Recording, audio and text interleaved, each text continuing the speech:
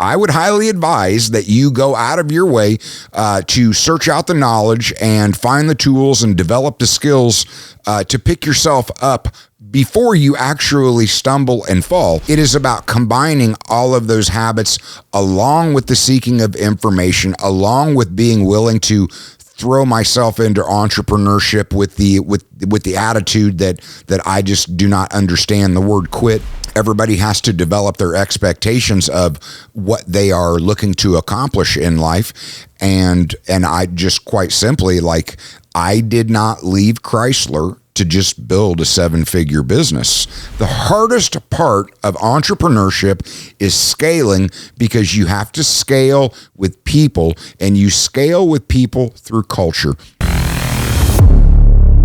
And we are back with another episode of the Julius Files. I am your host, Jason Julius, and today, today we're going to call this introspection and awareness and know thyself. I'm saying that because I'm gonna be honest. I got done with my exercise outside in the rain, which I thought was another.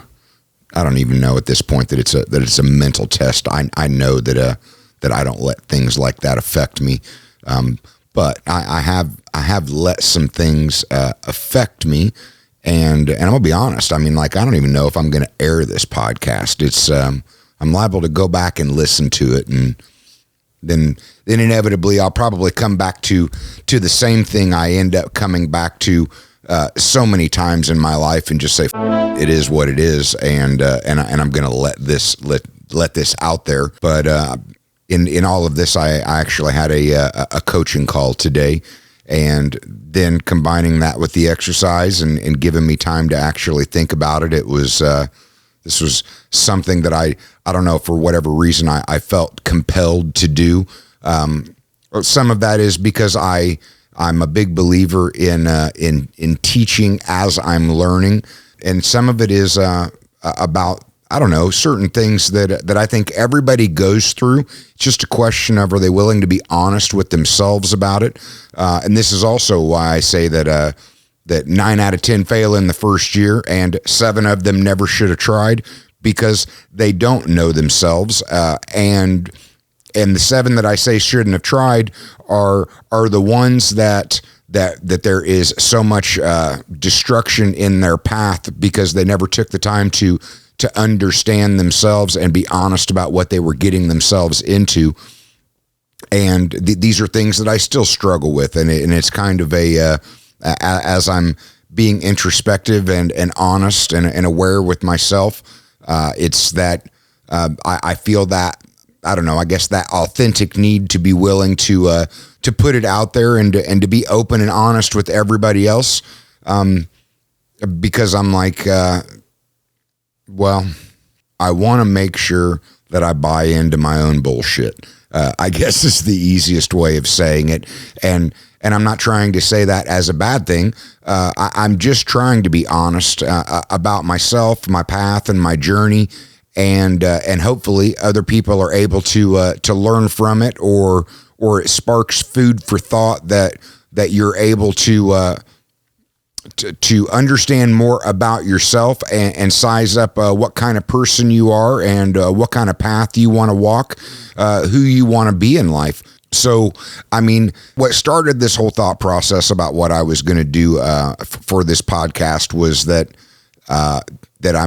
in some ways I'm dealing with a little bit of imposter syndrome, and by that I mean that there are things that I want to participate in. There are places that I want to be. There are things that I want to do, and then I sit back and I think, do I have a right to be there? Is it appropriate that I be in that place or in that position? So, like, okay, when I look out at some of the people of the world that are true thought leaders, or have developed a large tribe, and they're really put a lot of thought out there. They are very well accomplished. And when I say that, like, okay, so Coffee Junkies and Pizza Junkies, I developed, and 17 years in, and they are multiple seven-figure businesses. What most people don't know is that I intended on franchising these businesses it's somewhere between year 5 and year 10, and here we are, year 17.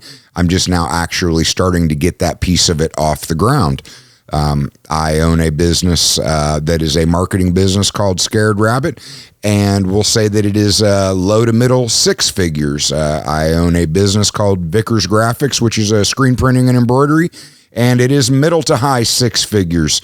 I am trying to develop an e-commerce brand in afapparel.com, and it's still very much in its infancy.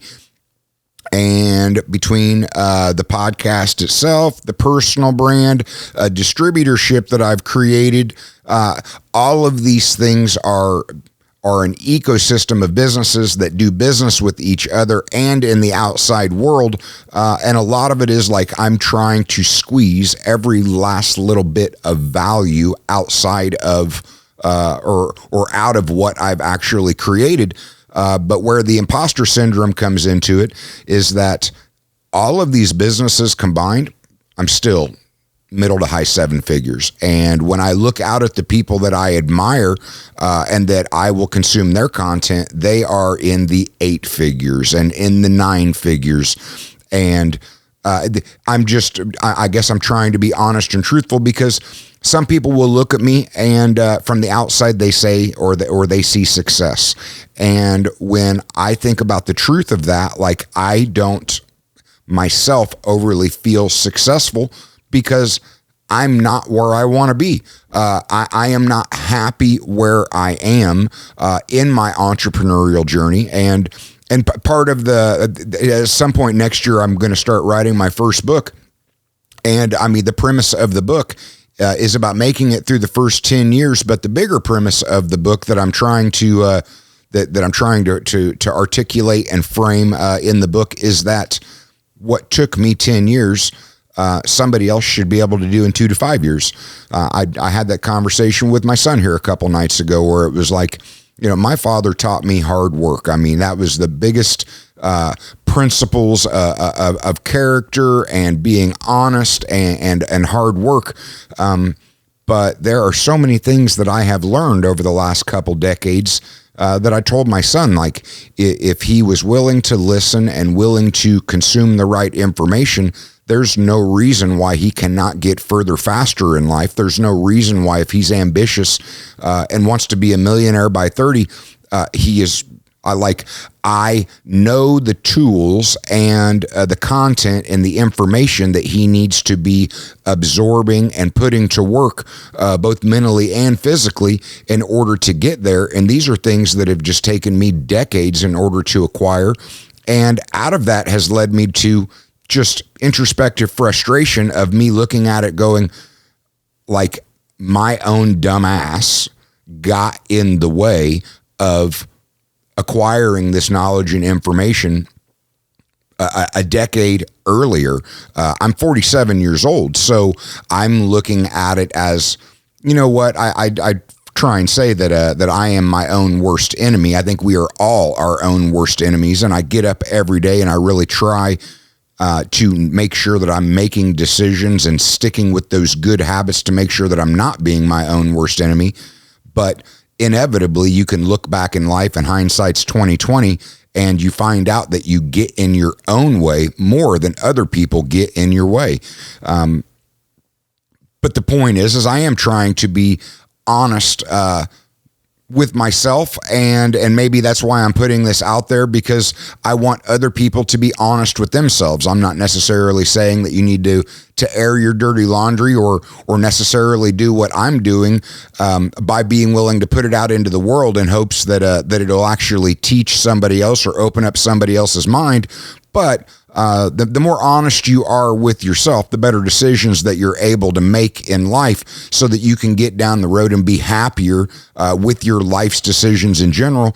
Because I do bring it back to, while entrepreneurship isn't right for everybody, living a happy, fulfilled life is right for everybody. And that really does come down to, are you making the decisions in life that are going to lead to you being happy and fulfilled in life in general? And part of that does come down to, are you wasting time fucking around with shit that is not going to further your development? Because I heard one guy, and he just made a really good point where it was like, they tell you that in your 20s that you're only young once and you're supposed to live and throw caution to the wind. And he disagreed with that. And so do I, because at this day and age, when we're living into our 60s, 70s, 80s, and 90s, I personally am more of the believer of, you know what? Okay, you move out of a kid and to become an adult at age 18, and I'm sitting there going, if you literally buckled down from age 18 to age 28, you would be able to live a life like no other, or like the vast majority of others, because you actually buckled down when you were young and vibrant and had the extra energy to acquire the skills and develop the disciplines that would bring you riches, that would bring you wealth and wisdom, and would serve you very well for your older years in life, which does come down to what my business coach says: be kind to your future self. But inevitably, when you actually get into that, then you have to realize that you're going to have to make sacrifices. Like, I'm not a big believer in you can't have your cake and eat it too. Like, what the fuck is a sense of actually baking a cake if you're not going to be able to eat it? But you are going to have to decide where you want to excel in life, where your priorities are, what you want to accomplish, because the decisions that you make are going to actually inevitably decide where you are in life weeks, months, years down the road. And you're not going to be able to have it all. And when I say that, like, I'm going to be honest, my insatiable ambition has got me where I am in business. And am I happy where I am in business? No, because I'm not satisfied. I still thirst for more. I desire more, both in what I'm trying to achieve, but in also the knowledge and the learning.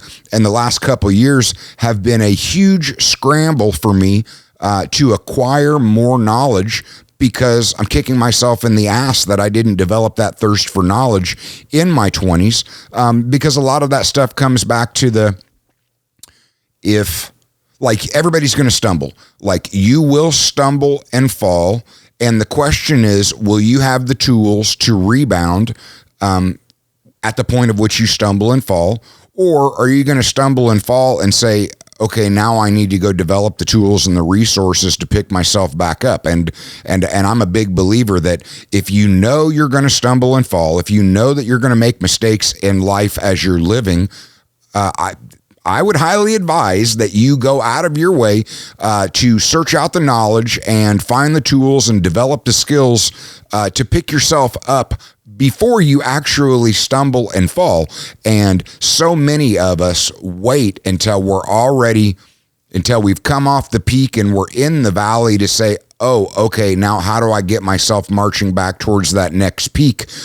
Well, you could have been searching out the information while you were climbing the initial peak, so that when you got into the valley, you were already equipped with the tools to get you onto the next peak. I do want to digress, because I come back to the sacrifices and the decisions where I have to be honest, and I will sit here and say that, like, a sacrifice that I made, my personal life is shit. And when I say it's shit, it's generally because it's non-existent.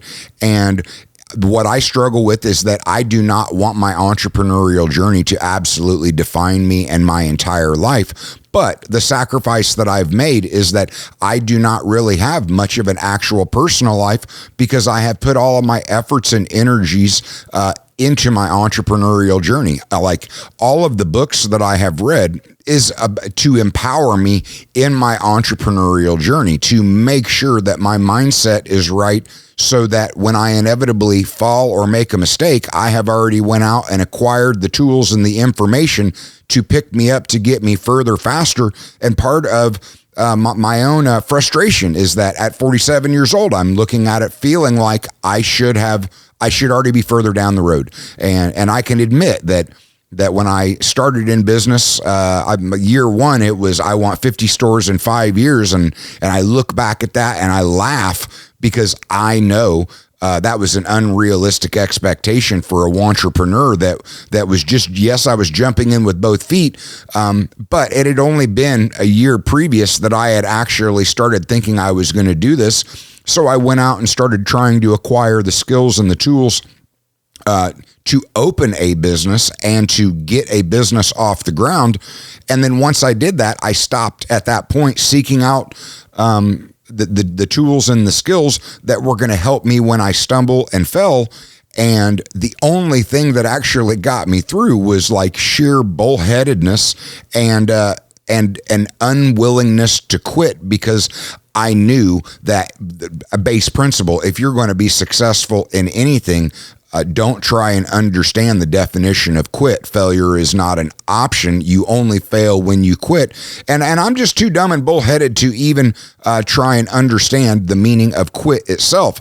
But the point being, you are not going to have everything that you want in life, and being introspective and deciding what is it that you want more than anything else. And very young in my life, when my entrepreneurial journey was that I was willing to sacrifice and live like most were not willing to live in order to be able to have and live like most would not be able to later on in my life. And I sat back now, and it's like I've tried to say that I heard an analogy, and it was so true, that like when you start your entrepreneurial journey in your 1 to 5 year, like that is a very full room. There are a lot of people in entrepreneurship that they are in that 1 to 5 year. And then when you get into that 5 to 10 year, you move into another room, and the herd thins out a little bit. That room is not quite as crowded. When you get into the 10 to 15 year room, again, the herd thins out. It's a lot less crowded of a room, because 99 out of 100 fail in the first 10 years. When you get into that room, which is where I'm at now, in that 15 to 20 year room,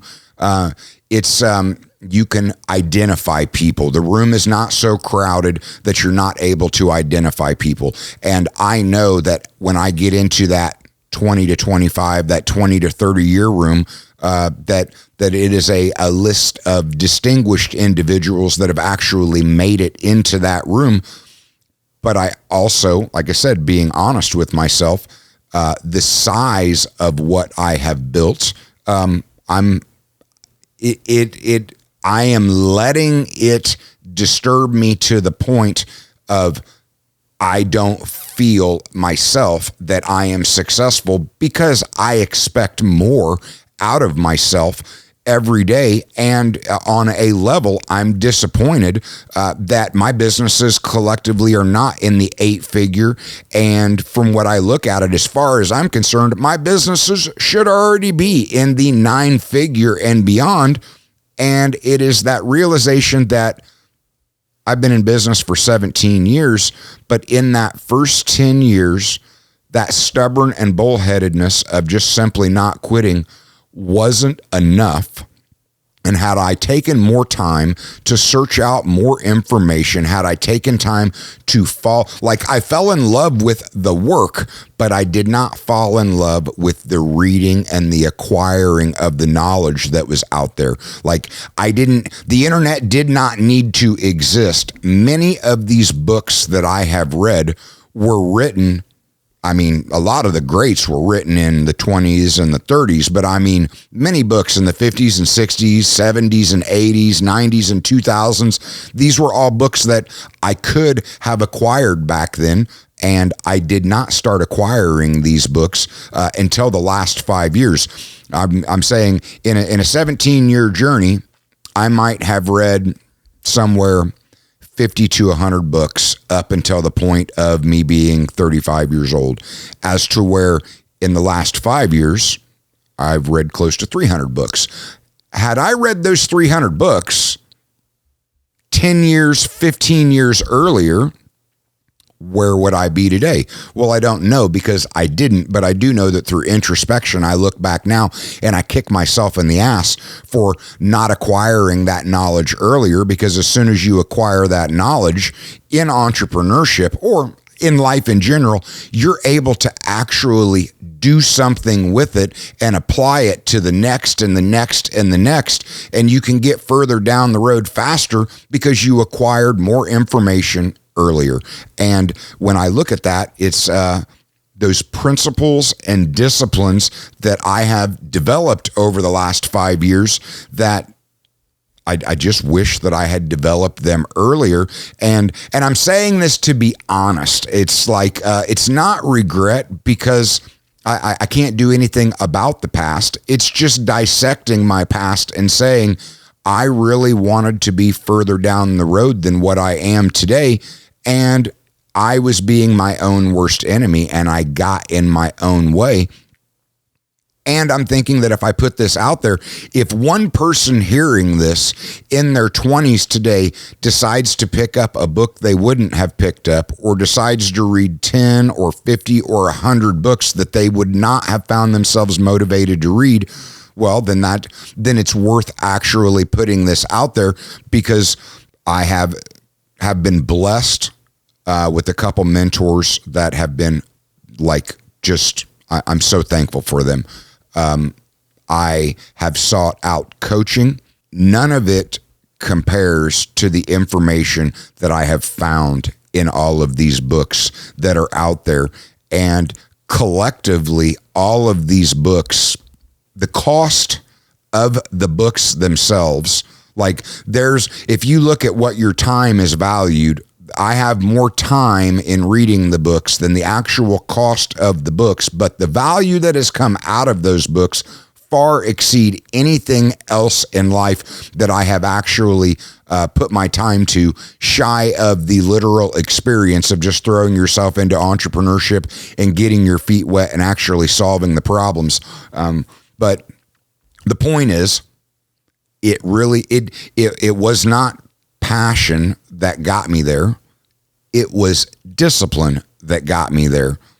Where I am today are principles that I live by, and it has taken me a long time to develop those principles and be able to look at myself in the mirror and be proud of myself. And I'm saying that where, notice, I can say that I'm proud of myself, but I'm not happy because I do not feel that I'm on the level of success that I expected out of myself at the younger years.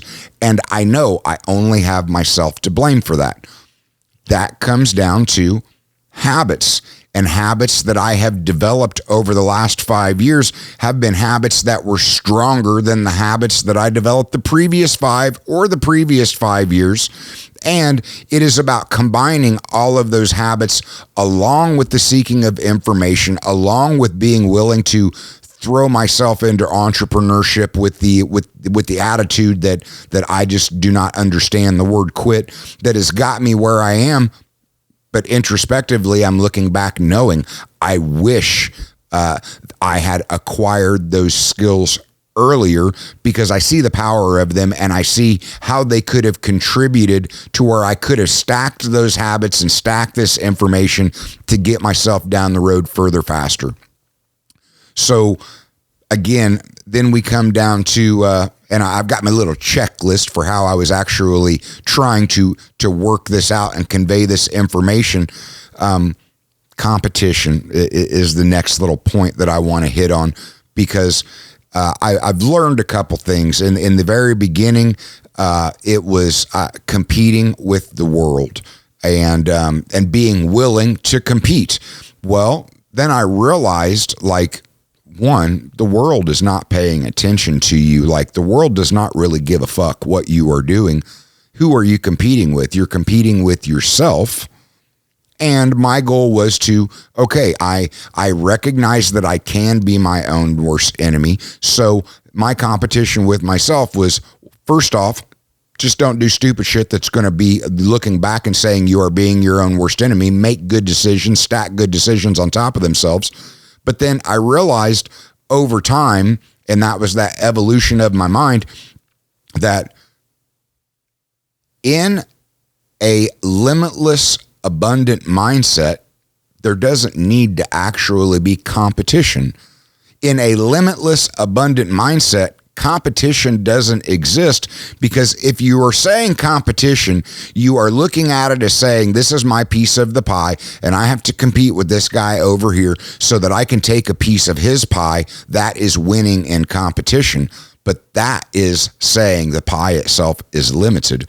And in an abundant, limitless mindset, then you quickly realize you are not competing with anybody else. You do not even need to compete with yourself, because the pie itself is limitless. You just need to get up every day and take those good habits and the good skills that you have acquired and continue to make great decisions every day, going after your limitless potential, being eternally grateful for everything that you have and everything that you acquire.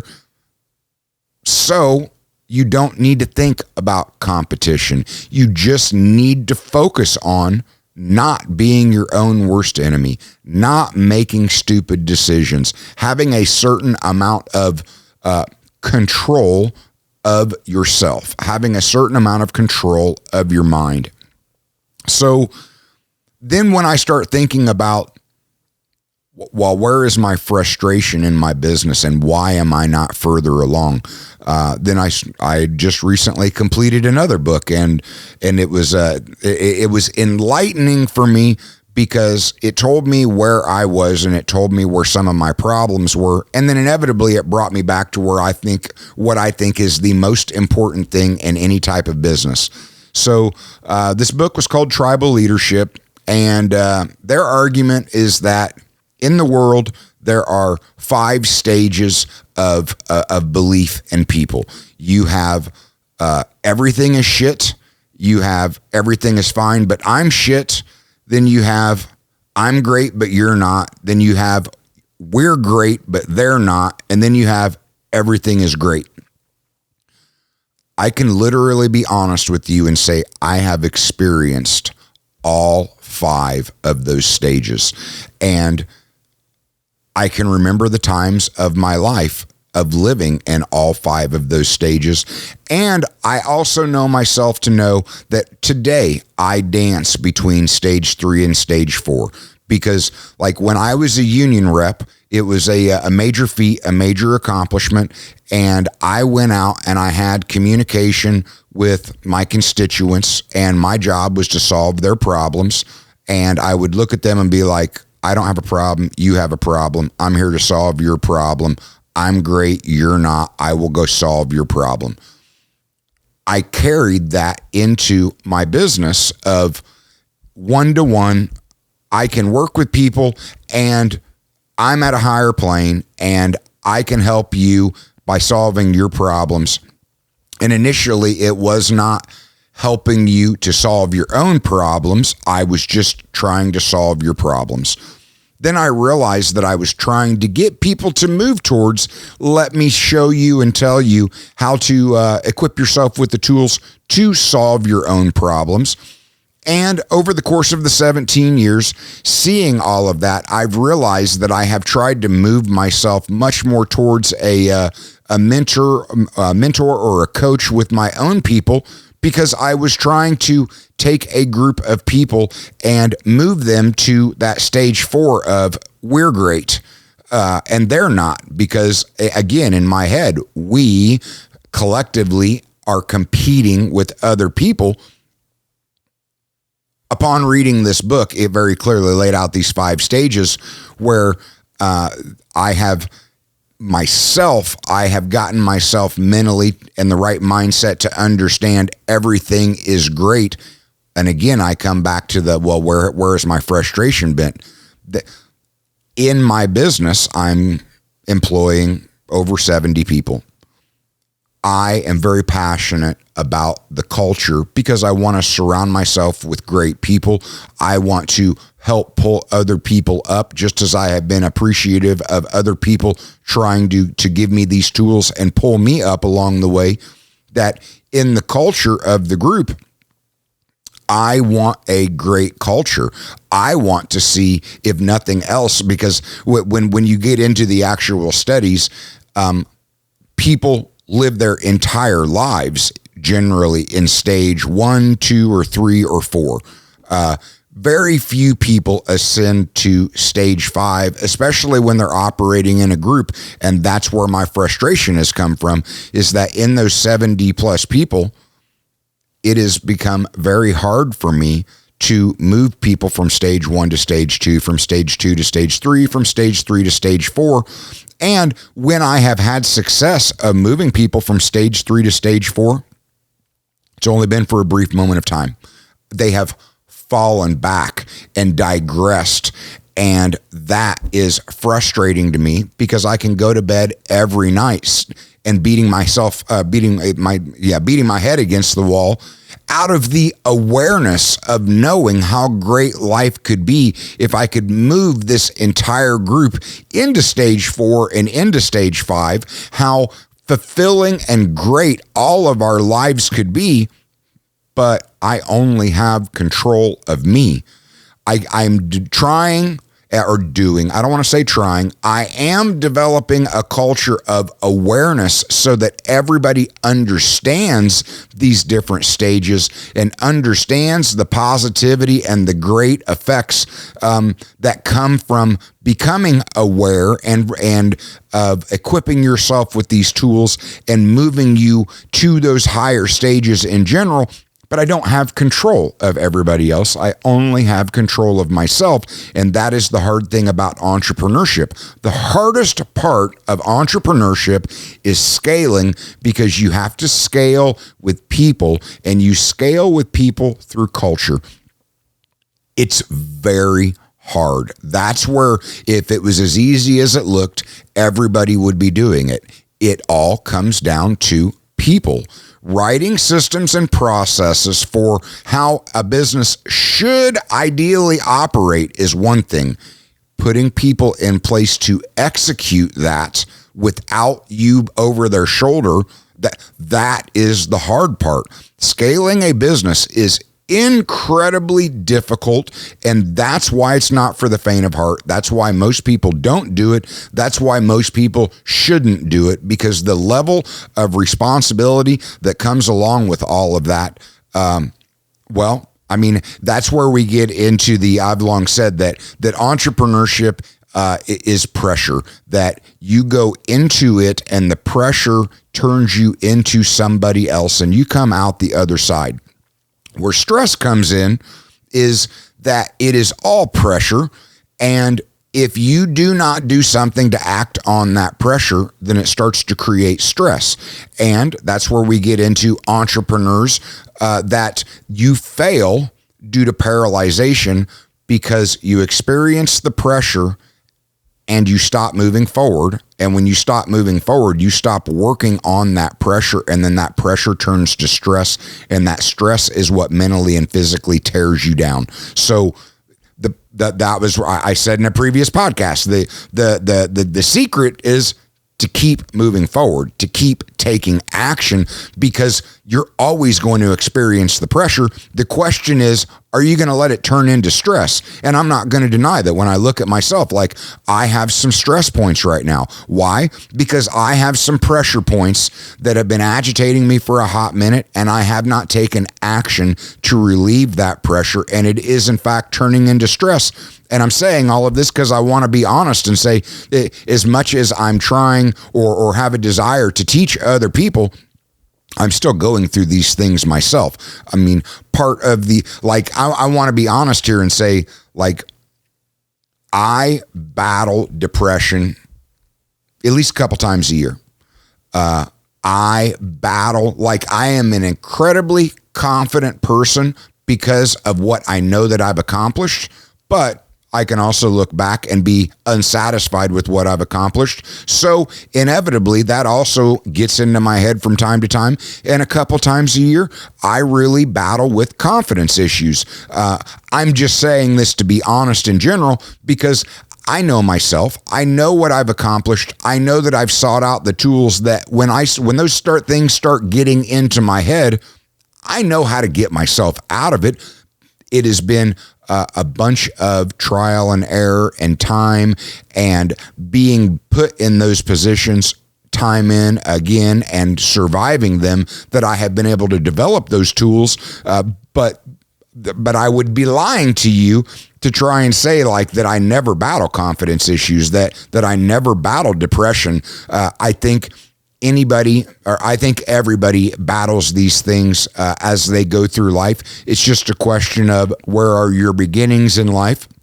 What kind of skills, what kind of people were around you to equip you with the actual tools that you actually need to be successful in life and operate in an unfair world. And there's just so much. I mean, and I've said before, I mean, like, you can't concentrate on the overall, eat a toe. I mean, like, you consume this one day at a time.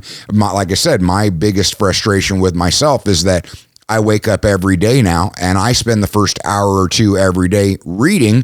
And that has only been a habit that I've developed over the last few years. And I wish that I had developed that habit 2 decades ago.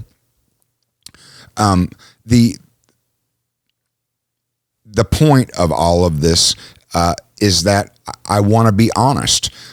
And I'm saying that because I know a lot of people that have developed lesser businesses and entities that have taken them further monetarily. I know a lot of people that have developed businesses and they are actually very happy and very comfortable in their 7-figure businesses. It just comes down to the expectations of what you put on yourself, of what you are trying to accomplish. And I've said before, I've had several things or several instances in my life that by all rights, I should have been dead. So in my eyes, I'm destined to accomplish great things. And when I look back, my frustration is that I just haven't accomplished more than what I have. And I'm just trying to keep it real and be honest with myself because I want to get further faster. I don't think that by any stretch of the imagination I'm done, but everybody has to develop their expectations of what they are looking to accomplish in life. And I just quite simply, like, I did not leave Chrysler to just build a 7-figure business. As a very ambitious, confident individual, I have intentions of building something that will outlive me, and 7-figure businesses do not outlive you. That's where you get into the statistics of what 2nd and 3rd generation businesses do. And those businesses are 7-figure businesses that were built and passed on to the next generation.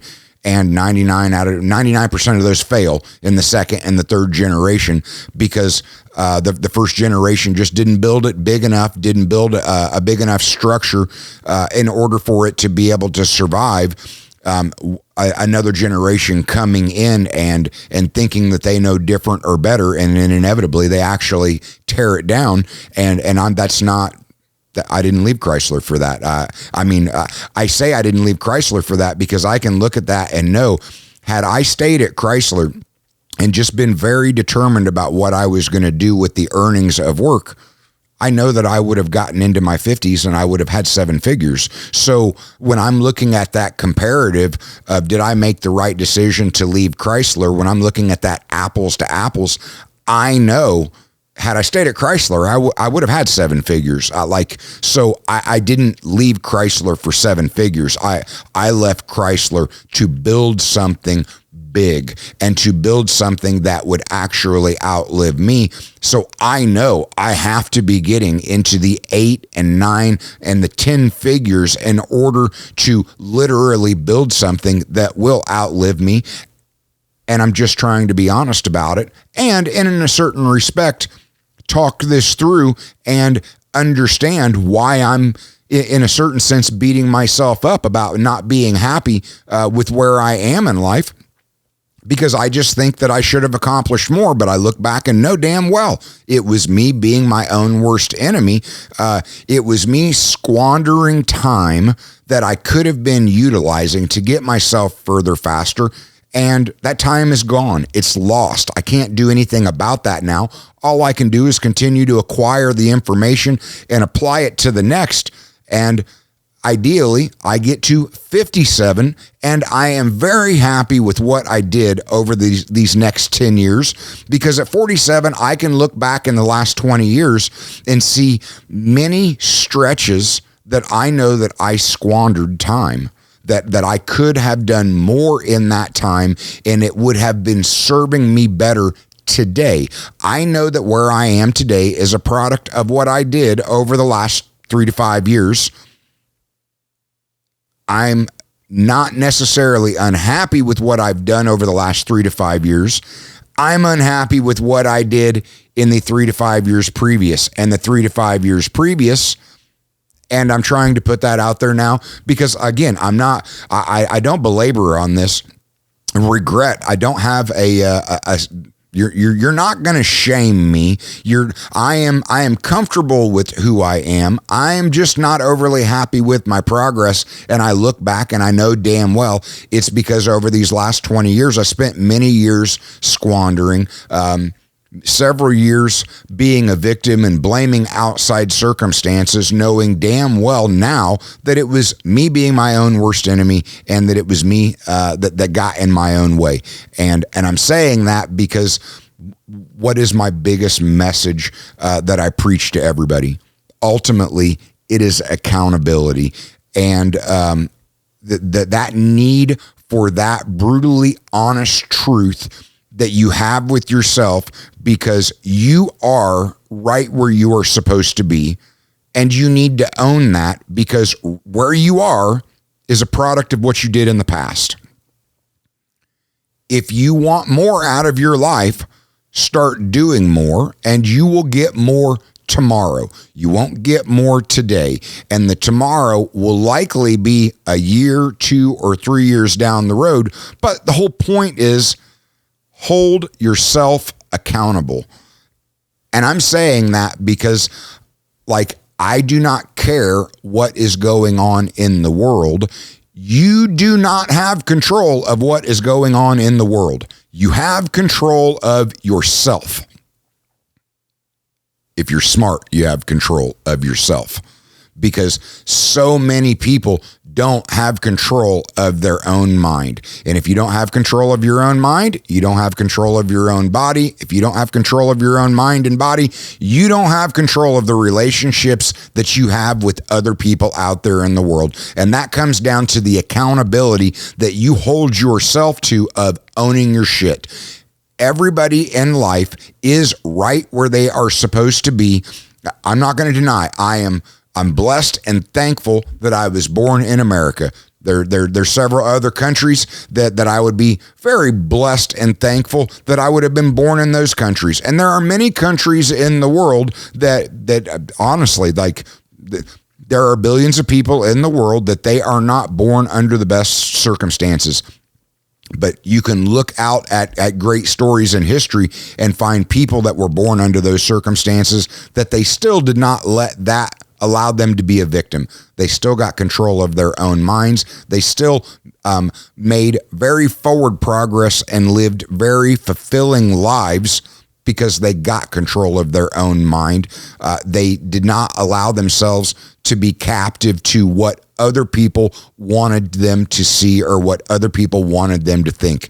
And that's where I get into that introspection and awareness and knowing yourself and knowing what it is that you want your life to be, what kind of principles that you want to stand on in your life, and the amount of discipline that it's going to take in order for you to accomplish what you want to accomplish in life. Because while I'm not happy with my overall progress looking backward, I'm very happy with what I have built foundationally, and I'm happy with the amount of knowledge that I've acquired, because now I know I have the tools to move forward and fully exploit the opportunities that I'm grateful to have, because living in today's day and age, I do very much feel like never before in our times has opportunity been so great, because information has been so readily available. You literally are going to make your own history. You are going to decide what kind of life you live, because so many of us live our lives inside of our own heads.